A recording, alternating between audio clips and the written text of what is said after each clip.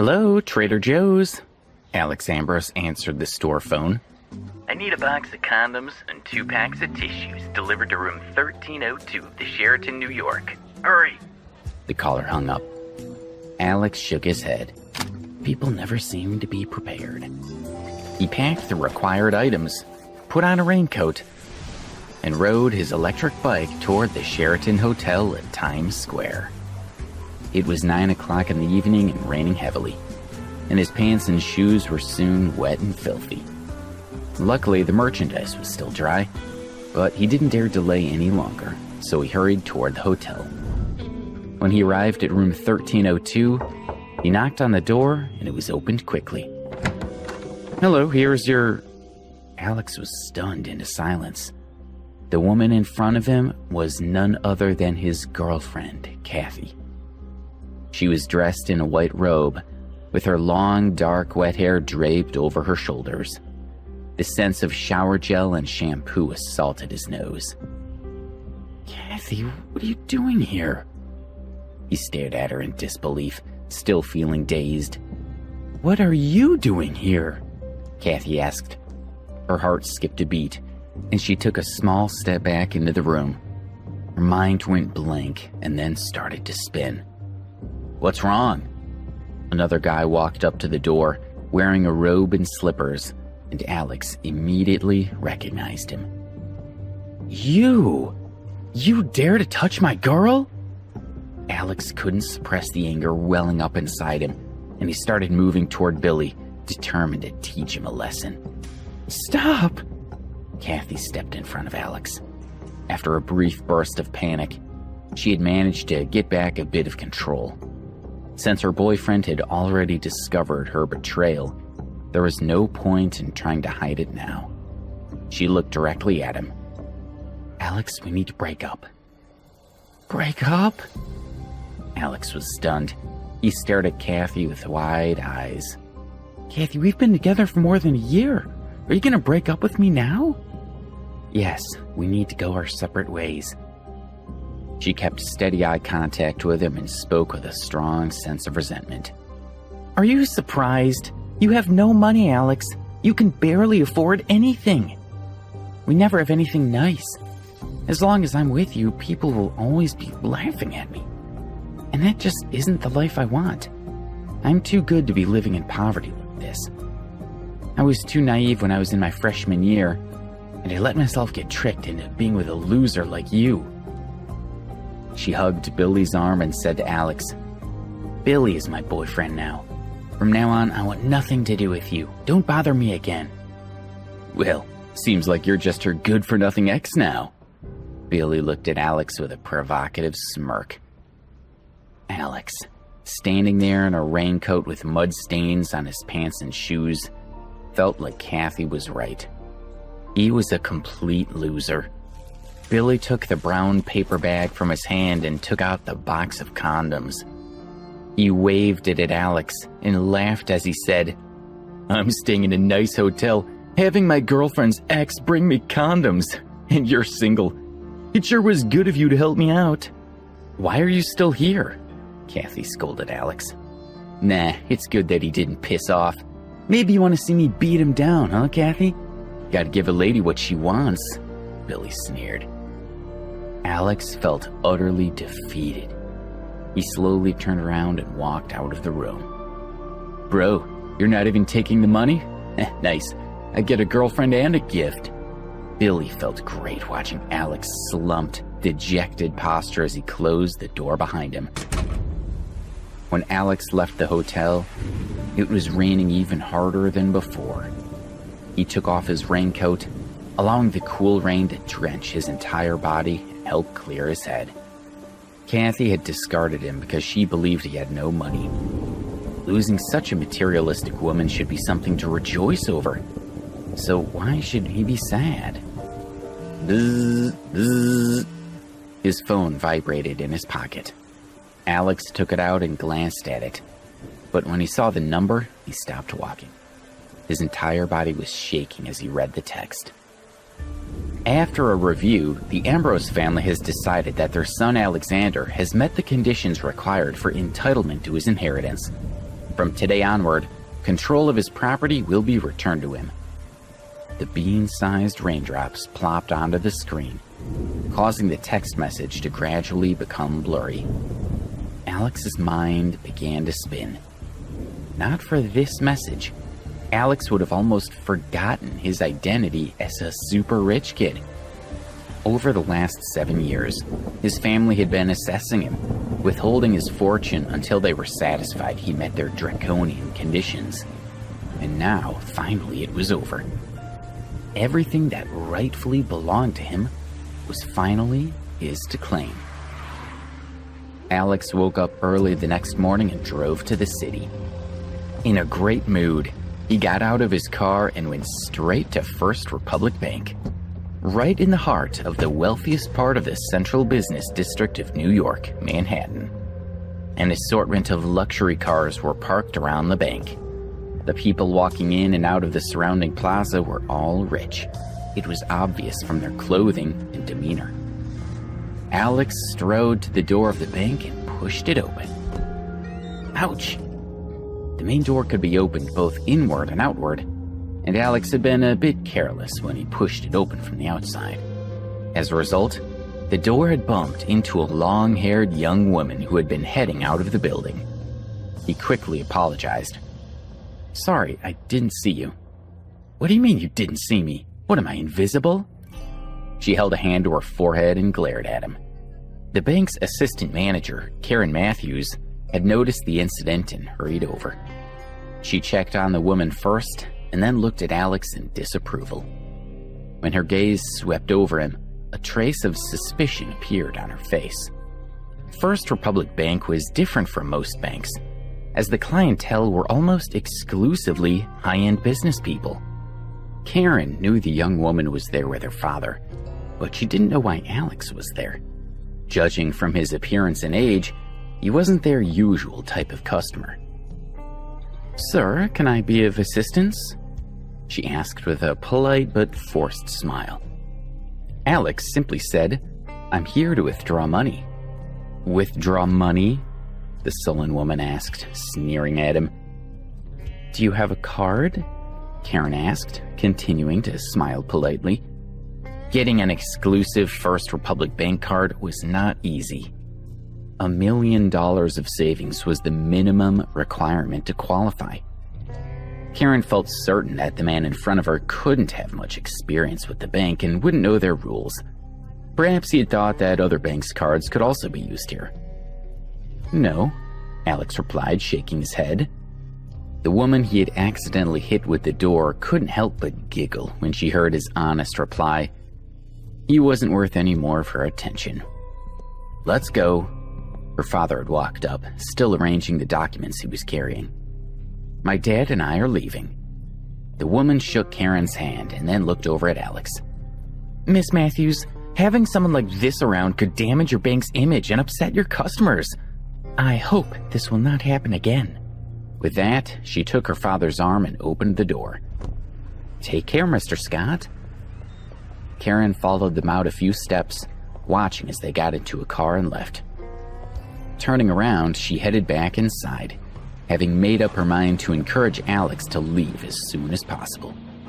There was no one standing where Alex had been. "Oh, where's he gone?" she wondered.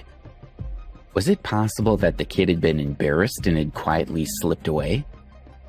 She felt relieved at the thought. Then, just as she was about to go back to work, she caught a glimpse of someone out of the corner of her eye. "There's the brat. No wonder I didn't see him at first," she thought. He had already reached the entrance to the VIP lounge, and a pillar had blocked her view of him. The VIP room was only for high-status customers who were worth at least $30 million. And this young man had admitted that he didn't even have a card. If she let him get through, she would be in trouble with her boss. "Stop! Don't move!" Karen yelled, feeling desperate. The other customers all looked around at her, obviously annoyed by her shouting. She could only smile apologetically as she walked quickly toward Alex. But he had already walked through the lounge, opened the door to the VIP room, and stepped inside. "Does he have no shame?"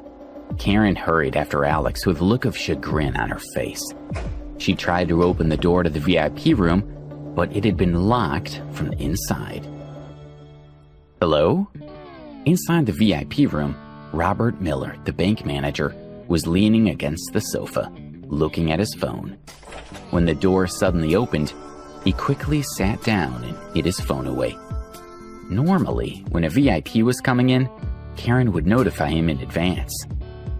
As the customer manager, he was responsible for 31 VIPs, and he knew them like the back of his hand. He immediately began to launch into his normal professional greeting, hoping to undo the poor impression he'd made by slouching against the sofa. But when he saw Alex, his expression froze. He was certain that Alex was not one of his VIPs, nor was he a relative of one. "May I ask who you are?" Robert asked, looking at the young man, who appeared to be around 20 years old. Robert had no idea who he was. Alex got straight to the point. "I'm here to get my money." "You have one of our cards?" Robert asked, suspicious of Alex's calm expression. "No," Alex admitted frankly. Robert was relieved to seemingly be proven right, but even more confused. Access to the VIP room required a minimum worth of $30 million, but this man didn't have any money. Why was he so composed? "I'm sorry, sir, we can't give out money without a card. Do you require anything else?" He's crazy, Robert thought. Why on earth did Karen let him in? I'll have to speak to her about this at Monday's meeting. "You have fingerprint recognition here, right?" Alex suddenly asked. The fingerprint ID system at the bank was for the wealthiest families and businesses to use. Only a few people had their fingerprints recorded in the system, at least in the New York branch, and no one had used it to access their holdings yet. "You want to use it?" Robert could no longer bring himself to call Alex sir. "Yes," Alex nodded. Robert was feeling more confused by the second. Why would someone who wasn't even a customer request to use a fingerprint ID? To be honest, even though he was curious, Robert felt that it was barely worth humoring the request.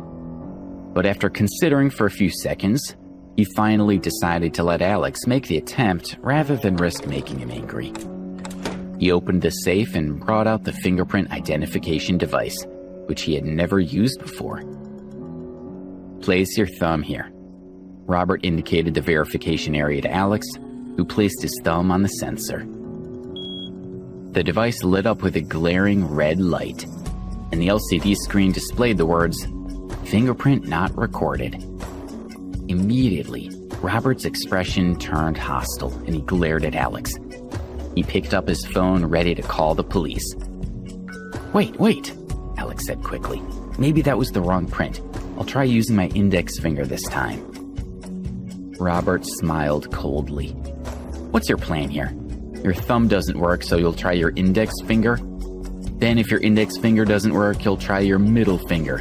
When you run out of fingers, will you try using your toes?" But Alex had already pressed his index finger on the verification area. Robert resolved that if the man's fingerprints weren't accepted this time, he would immediately call the police and have him arrested. A green light appeared on the device, and new details flashed up on the LCD screen. Verification successful. Family account 01.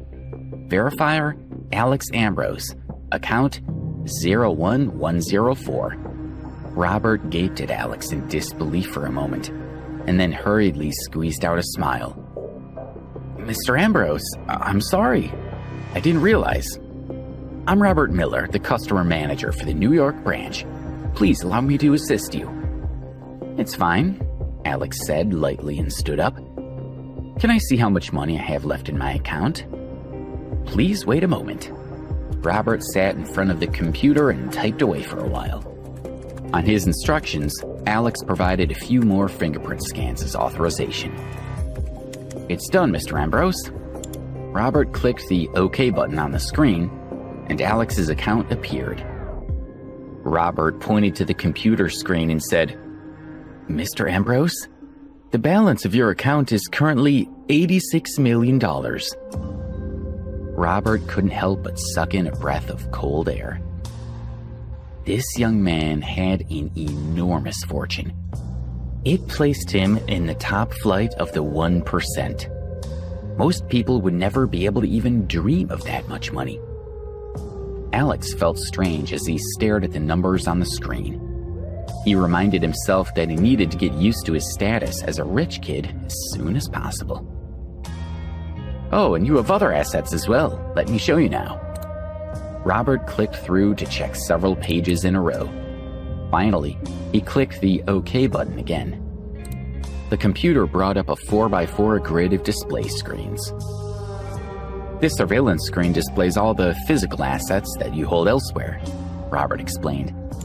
He clicked on the upper left corner of the screen and brought up the feed from the bank's branch at The Hague, which revealed a sports car. In the lower right corner, it said, "Ferrari Pagani Hura." Robert opened up other screens for Alex, one after another. The Hawaii branch displayed a Dominica blue pearl bracelet and 4 stacks of gold bars. The feed from the French branch in Nietzsche revealed 3 original Picasso paintings and 2 Rodin statues. And the Cape Town branch had 15 10-carat diamonds, 10 pieces of ivory, and another couple of stacks of gold bars. Robert's eyes almost popped out as he looked at Alex's assets. He had never seen anyone so rich. Maybe not even 1/10 as rich. "All right, I'd like a card," Alex said before Robert could collect his thoughts. "Yes, I'll see to it right away. Please wait a moment." Robert immediately started to make the necessary arrangements. Within 10 minutes, a black card was produced. Robert looked at the black card and thought about Alex's assets. This card wasn't good enough for Alex's status, but it was the highest grade of card they were authorized to issue at the New York branch. Robert handed the card over. "Mr. Ambrose, your card." "Thank you." Alex took the card, stood up, and went to walk out of the room. "Mr. Ambrose, please wait." Robert didn't dare to appear to be neglecting such an important customer. He should see him out personally. But the asset checking system on his computer had not been turned off yet, and the fingerprint verification machine, iris recognition apparatus, and other sensitive equipment had not been returned at the safe. The monitoring system in the VIP room was connected to the district manager's office. Karen was anxiously waiting in the hall. What's been going on in there for so long, she wondered. Could that rat have murdered Mr. Miller in the VIP room? The more she considered it, the more scared she became. She was on the verge of banging on the door and demanding a response when Alex walked confidently out of the room. "Stop!" Karen shouted. She walked quickly over towards him and grabbed his coat. "You can't leave. You broke into the VIP room. Once we confirm that nothing's missing, I will call the police and have them hold you for questioning." "What are you talking about?" Alex asked. "Let go." Karen grappled with him for a while, but she couldn't manage to search his pockets. What's wrong with this woman? Alex thought. He wasn't even arguing with her, but she was manhandling him. What is this? Karen spotted the black card that was peeking out of Alex's pocket. She quickly pulled it out and looked at him triumphantly, as if she had found evidence of his guilt. "Oh, you stole a card. This is a crime and I have to call the police." It didn't even cross her mind that the card could belong to Alex. She imagined he had entered the VIP room, pretending to be there by mistake, and had then distracted Mr. Miller with questions and stolen the card when the manager wasn't paying attention. Let go! Alex was sick of this woman. Don't you feel guilty about being a thief? She was even more determined. With the two of them creating such a scene, other customers started to walk over toward them. intending to help Karen keep Alex from getting away. Just then, Robert, who had finished tidying up, strode out of the VIP room. Having seen Alex's assets, Robert now knew he was the most important customer the New York branch of the bank had ever had. He had also noticed that the system listed Alex's account as just one of multiple accounts attached to a family group labeled O1. If that single account was so lucrative, what about the rest of the family? It was rare to meet such important people, so Robert knew he had to be careful to curry favor with Alex. If they got along well, it would be a tremendous success for Robert, and the potential benefits were huge. So, when he saw Karen struggling with Alex, he was enraged. Karen's expression was hostile, and Alex was becoming very angry. Karen was an idiot who was playing with fire, and she might drag Robert himself down with her. Of all the bank's many customers, why did she need to pick this one to try and remove? A simple flick of Alex's finger could be enough to end both their careers. "Stop!" Robert dashed between Alex and Karen. Before Alex could speak, Karen waved the Supreme card in the air. Her eyes flashed with triumph as she said to Robert, "Mr. Miller, look, he stole a card from the VIP room." She smiled at him, her expression a little smug. Surely Mr. Miller would be happy with her for preventing theft. He had a lot of authority in the Eastern District, different branches of First Republic Bank in the city, and when he arrived at headquarters, this branch, he had seemed impressed with her, so she was hoping for a promotion. Her imagination began to run away with her as she dreamed about her possible future. Mr. Miller's face had always been a little glum, but as she watched, his expression drew darker and darker. Before she could figure out why, she was startled by his explosive roar, leaving her entire body trembling. "Let go of Mr. Ambrose!" As he yelled, Mr. Miller knocked the Supreme card out of her hand, and she was so scared that she let go of Alex. Mr. Miller pushed her aside and bent down to pick up the card. "Mr. Ambrose, your card. I'm very sorry. I haven't trained Miss Matthews properly. I do apologize." Mr. Miller's expression showed a mixture of respect, embarrassment, and unease, as the bank's customers looked on in amazement. Karen was stunned. Could the black card be his? She wondered. Her eyes widened. No matter how hard she tried, she couldn't make sense of it. If this man had a Supreme card, then he had at least $30 million. Yet he appeared to only be around 20 years old. A poor, lower-class loser with that much money? No, it was just too unlikely. "It's not your fault, Mr. Miller," Alex assured him, slipping the card back into his pocket. "Thank you, Mr. Ambrose." Robert dipped his head and paused briefly before straightening up and shouting at Karen, "Why are you just standing there? Apologize to Mr. Ambrose immediately."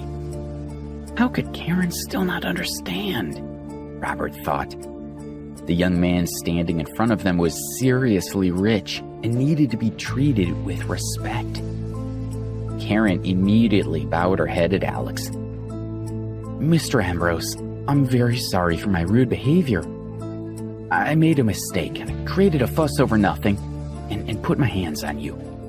It was my fault and I will reflect on my behavior." Alex ignored her and walked away. "Mr. Ambrose," Robert called after him, "if you ever need anything, just give me a call and I'll do my best to help." Robert was excited by this opportunity. It was rare to meet someone as important as Alex, so he shamelessly tried to charm him. "Okay, Robert." Alex smiled faintly. Robert had come to his defense, after all. The use of his first name made Robert feel quite emotional. The wealthiest customers called him by his first name, and now so did this poorly dressed young man, who had displayed not even a hint of arrogance. Alex strode out of the bank, and hailed a taxi to take him back to Princeton University. As Alex entered the university building, he accidentally stepped into a puddle, splashing a lot of mud on his legs. He checked his watch, then rushed toward the classroom, where Mr. Morgan was already standing at the podium lecturing. He spotted Alex out of the corner of his eye, and a hint of disappointment flashed across his face. Feeling guilty, Alex lowered his head. Of all his teachers, Mr. Morgan was his favorite. The other teachers tended to ignore Alex because he had no money, and some even openly mocked him.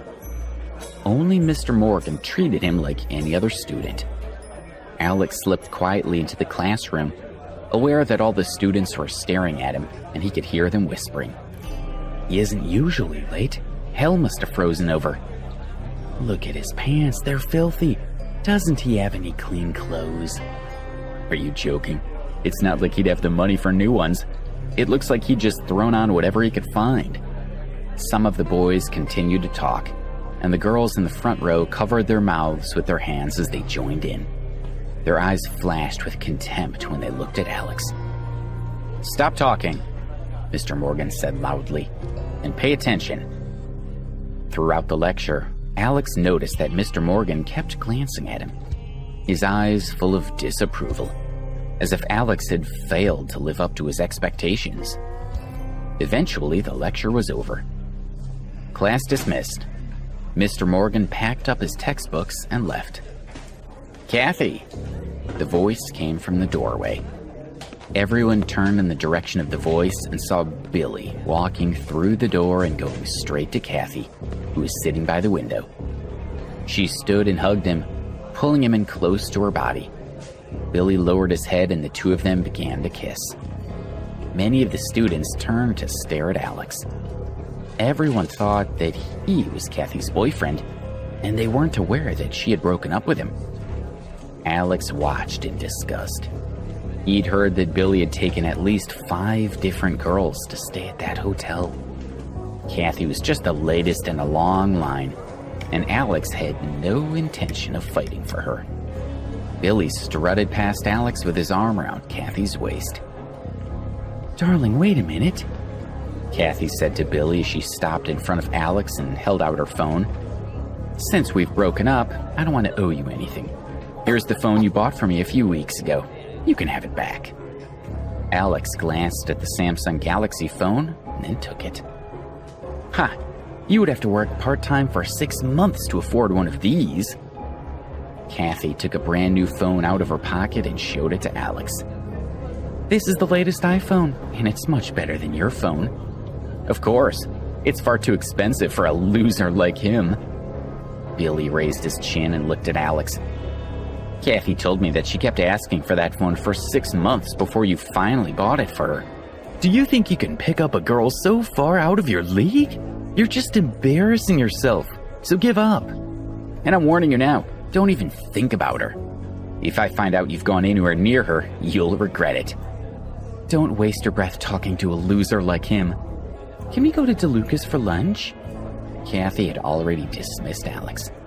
Call me baby, Billy said, smiling at her. Baby, let's go. She flirted with him right in front of Alex. Kathy! A petite girl stood up, glaring at her. You're taking it all too far. I never thought you'd break up with Alex, and I'm ashamed of you. Emma, why do you care? She scowled. When things had been going well with Alex, she'd been on good terms with Emma, who was a decent person. Sometimes when Kathy had been fighting with Alex, she'd asked Emma's opinion about who was in the right. You gave up Alex for someone like Billy? Emma asked. How could you treat Alex like this? When you were sick and couldn't even get out of bed, Alex sent you lunch and dinner every day for a month. And when you were walking in the mountains and twisted your ankle, he carried you on his back for miles down the mountain. Don't you remember that? You know he doesn't make much money from his part-time jobs.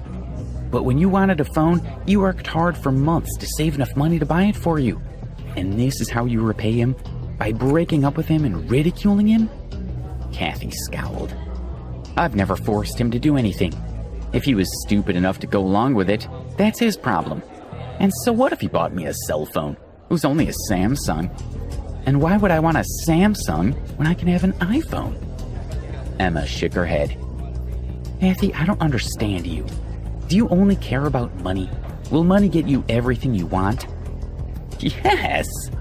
Kathy barked out a laugh. She stared at Emma and said, I admit that I like money. Is that so wrong? She took Billy's arm and said, Come on, baby, let's go. These two poor people disgust me. She glared at Alex and Emma, then swept out of the classroom with her head held high. Are you all right? Emma walked over to Alex, looking worried. You are better off without her. You've seen her true nature, and she is not worth being sad over. Don't worry, I'm fine, he said, smiling. After seeing Kathy's behavior, he felt much better about the breakup. Good. Emma's expression brightened. Come on. To celebrate getting away from that gold digger bitch, I'll treat you to a meal. Don't argue. How about a nice place somewhere off campus? DeLuca's? At that time, DeLuca's was a rather upscale restaurant, and only the richest students at Princeton University could afford to eat there. No, not this time. I don't want to bump into Kathy, Alex said, knowing that was the same restaurant she was going to with Billy. But one day, I'll treat you to a meal at Madison Park. 11 Madison Park was one of the most luxurious restaurants in New York. It was the kind of place that all students had heard of, but no one could afford to eat there. Emma was surprised. Alex didn't usually boast, so why was he doing so now? And this particular claim was really over the top. Is this simply a reaction to his heartbreak? She wondered. If so, it'll pass, right? She felt a little embarrassed, but she simply smiled and followed Alex's lead. All right, I'm looking forward to it. To be honest, I've never been there. She didn't know that Alex could eat 3 meals a day at the most expensive restaurant in the world and not even spend 1/100th of his wealth. Emma was called away by 2 of her friends, leaving Alex standing alone. 2 of his classmates, Ben and Carl, walked over and dragged him to the cafeteria for a meal. Just as they reached the entrance of the cafeteria, Ben stopped walking. He stared at his phone and loudly announced, Shit, Joe's making a fool of himself online. Check out our dorm group chat room. Really? Alex and Carl quickly took out their cell phones and checked the dormitory group chat. Joe had just sent a message. Guys, it's official. I'm no longer single. Hurry back to the dorm and I'll treat you to lunch to celebrate. He's finally found a girlfriend. I guess he got tired of being alone, Alex said. Carl grinned. Let's go back to our dorm and give him hell about it. With that, the 3 of them turned around and walked toward the dormitory. As soon as they entered, they saw Joe sitting on the bed with a girl holding hands. You're back. Joe let go of the girl's hand and stood up, smiling at the guys. Joe was a sports major, and he was tall and slender, with well-developed biceps. Hey guys, this is my girlfriend Susan. She studies music. Then he gestured to Alex and the others. These are my roommates, Alex, Ben, and Carl. Susan stood up and nodded with a smile. Ben looked at her, and his heart started beating faster. She had pale skin, delicately shaped eyebrows, and a great body. She's perfect, he thought. Let's eat at La Bella Vie. Susan's roommates are coming too, so why don't you guys go and get ready? Joe then turned to Alex and said, Why don't you bring Kathy along? Everyone knew about Alex's lack of money, and that he couldn't afford to take his girlfriend to upmarket restaurants. So Joe decided to take this opportunity to help his friend. We've split up, Alex said bluntly. Split up? Really? Joe was shocked. Ben glanced at Joe and he understood the silent message. The reason for the split was obvious. Alex's lack of money. Hurry up. Susan looked at her phone and then raised her head. My roommates have already left for the restaurant and they're all quite impatient, so don't make them wait too long. Okay. Then you guys get cleaned up and changed, and then we can get going," Joe urged them, tugging at Susan's hand. "Come on, let's wait for them outside." Joe stepped outside the dormitory with Susan and turned to see her standing with her arms crossed. "What's wrong?" he asked. She frowned. "Aren't your roommates a little too ordinary looking? I mean, Ben's not very handsome and Carl is somewhat average too. Alex isn't bad, but judging from his clothes, he doesn't have much money. How can I introduce them to my roommates?" Joe felt a little uncomfortable, but he forced a smile and said, "It's just a meal. It's not like it's a blind date or anything, so why do you care so much about their looks?" "Do you think my friends are just coming for the food?" she asked. "I know them. Although they didn't come right out and say it, they're hoping your roommates are good boyfriend material. I've shown them your picture, and they must think that your friends are like you." She frowned. "Then blame me because I didn't tell you they're all biology students." His smile was a little bitter. He'd been assigned to Alex's dorm because the sports department dorms hadn't had room for him. "Why don't you tell your roommates that the plane is canceled?" she suggested. "They'd probably just end up embarrassed if they went." "Cancel it? No. If he canceled now, it would be awkward. Wouldn't that just make things worse?" "Fine then, but I'm not responsible for whatever happens," she pouted. Just then, she received a call from one of her roommates. Susan held her cell phone to her ear. "Rose, you're all there. How was it?" When we get there, you'll see for yourselves." "All right, I'll hurry them up. Just wait." As she was talking, Alex, Ben, and Carl came out of the dormitory. "Joe, see how good I look?" Ben gestured to his half-sleeve shirt as he looked at Joe expectantly. "Cool." Joe smiled and patted his shoulder. Thankfully, Ben hadn't heard Susan try to cancel the lunch. If he had, it would have been a blow to his confidence. Joe looked at Alex, who had followed Ben out. He frowned. "Alex, why haven't you changed?" "What about my friends?" Susan asked.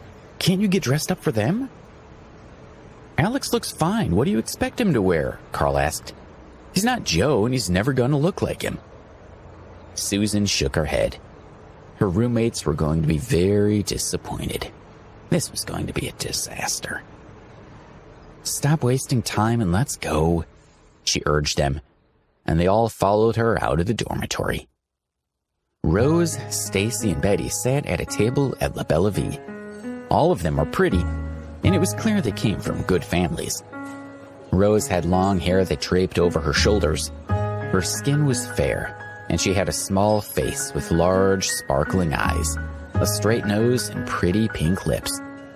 She looked like a beautiful princess straight out of a fairy tale. She was the prettiest of the three girls, and also the center of attention. "Rose, there's a lump on your forehead. What happened?" Betty gestured to the small bulge on her forehead. "Oh." Rose touched the little mark, her sweet face looking a little angry. "Don't remind me, Betty. Remember how I said I went to First Republic Bank with my father to do some business? Well, I met a clumsy person who smacked a door on my head." "Ouch. Did he at least apologize? First Republic's bank customers are quite esteemed, aren't they?" Rose used her phone to take a picture of her head and then checked it. Thankfully, the lump was not too obvious. She put her phone down and smiled at her friend. "He did apologize. I was a bit stunned when I saw him there. You guys know what kind of people First Republic Bank caters to, right?" "You mean the upper class?" Stacy asked.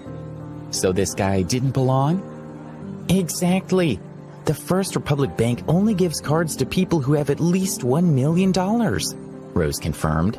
"So he didn't belong there." "Some people think that the poorer a person looks, the richer they are," Betty suggested. "Which means he might be a rich person keeping a low profile. Rose, tell us all about him." Rose rolled her eyes. "Why?"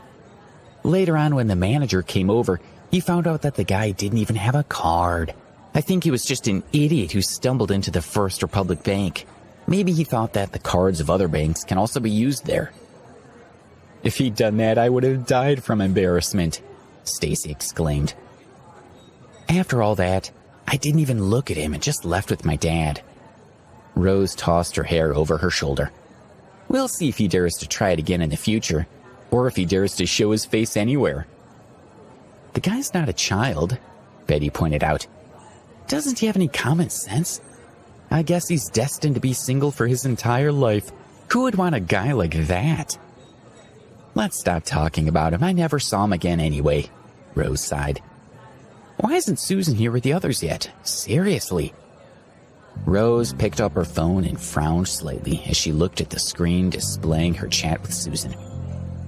Her boyfriend is rather handsome and quite muscular. Just my type. If one of his roommates looks like that, don't fight me for him, Rose winked. Cheeky, Stacy chuckled. Susan said her boyfriend is a sports major, so he should be pretty fit. We'll see about the others when they get here. The three girls chatted and laughed, checking each other's appearance and making a few adjustments as they waited for the guys to arrive. Finally, Susan, Alex, and the others arrived at La Bella Vie.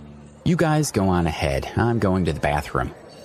Alex had noticed some white marks on his clothes, so he went to clean himself up. Ben and Carl had already spotted Rose and the other two girls and had been struck by how beautiful they all were. Ben turned shy, and he began to walk slower, while Carl nervously pushed his glasses higher up his nose. Hi, girls, and what are y'all talking about? What's so funny? Susan asked, smiling as she walked toward her friends. Rose and the other girls looked over, and when they saw Ben and Carl, their smiles froze, and they felt like a bucket of cold water had been tossed over them. Ben's appearance was unremarkable, and Carl seemed just as ordinary. This wasn't what they'd expected. After just a single glance, the girls looked away, seemingly disappointed. Seeing her friends' reactions, Susan flushed with embarrassment. She'd known this would happen. She turned her head and glared at Joe, who could only shrug and smile. Let's sit, Joe said. Carl, why don't you sit next to Stacy? And Ben can sit next to Betty. He had just finished making the suggestion when Stacy got up and moved to sit beside Betty, making it clear she did not want to sit with Carl or Ben. Joe felt bad for his friends. Stacy and Betty chatted on their cell phones, ignoring them, and that just wasn't right. It was downright rude. The table had a total of 4 wooden stools that could each seat 2 people. Stacy and Betty sat together, as did Carl and Ben. Joe sat with Susan, and Rose was alone. Susan and Joe were both concerned. Rose was the prettiest of Susan's roommates, but she was also the pickiest. When Alex came over, how would she react? Alex wasn't bad looking, but he was dressed poorly and wouldn't make a good impression. Joe asked everyone what they wanted to order, and Stacy and Betty focused their attention on the menu, completely ignoring their friends. Why are there only 2 guys here? Are there only 3 people in your dorm? To find out, listen to the audio series Insta Millionaire, only on the Pocket FM app. Download now.